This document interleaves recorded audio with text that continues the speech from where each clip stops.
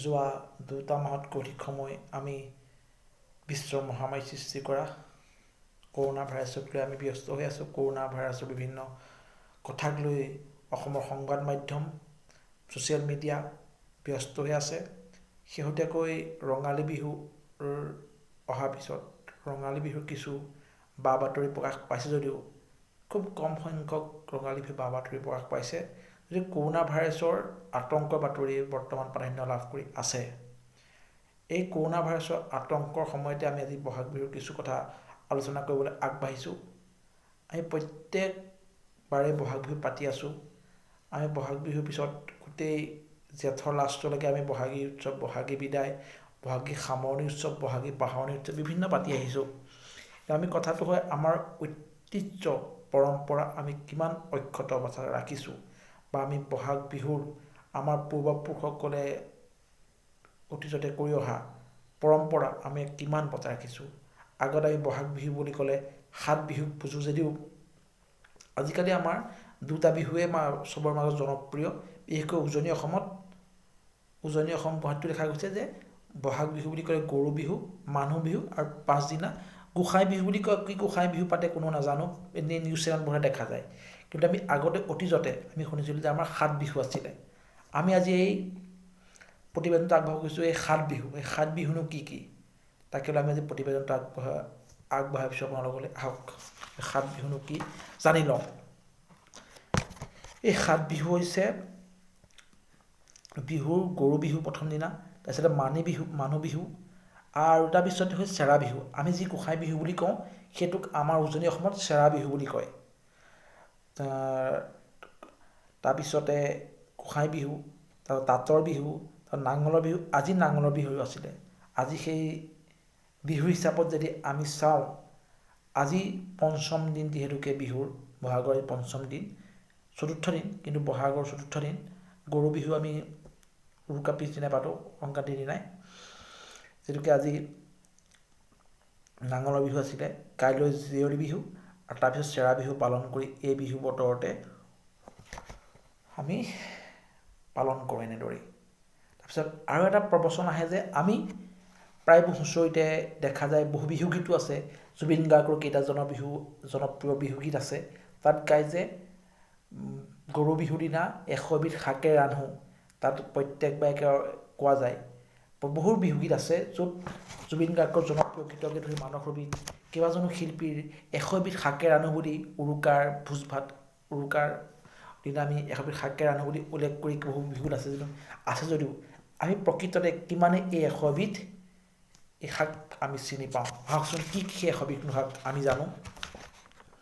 সেই 100 বিধ শাক হৈছে মানিমুনি, বৰ মানিমুনি, মাটিকাদুৰি, লাই জাবৰি, মচন্দৰী, কেহেৰাজ, পনৌনোৱালৈও কেইবাটাও বিহুগীত আছে। জুবিন গাৰ্গৰ আমি নিজেই এই বিহুগীতকেইটা শুনিছোঁ।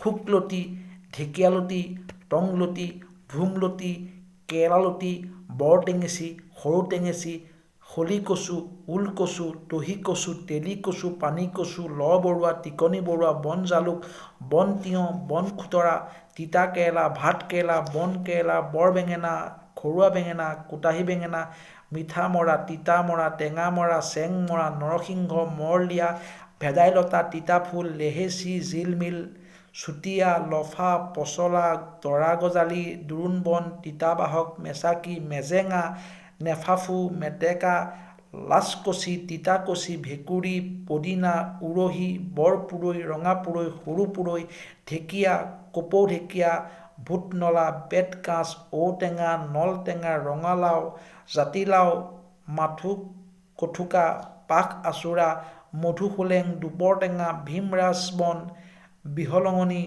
খুতুৰা, হাতী খুতুৰা, কলমৌ, মনুৱা, হাচিয়তি, বন তুলসী, লাই, লফা, পালেং, বাবৰি, চুকা, টুবুকি লতা, ভেবেলী লতা, মূলা, ঢেৰুৱা, মেমেধু, বালি বাবৰি, মালভোগ বন, মহানিম, ধপাই তিতা, ব্ৰাহ্মী, বৰবিলাহী, কণবিলাহী, পাতিসুন্দা, মৰাণ আদা, জিকা, মদাৰ, মধুৰি, কটাৰী, দবুবা, ডবুবা মাহ, চেতুৰী পকা আৰু কাঠআলুকে ধৰি এই 100বিধ শাকৰ আঞ্জাই খাই বিহুৰ পৰম্পৰা পালন কৰা সেই মহত্বপূৰ্ণ দিনবোৰ আমাৰ পূৰ্বপুৰুষসকলে পাইছিলে।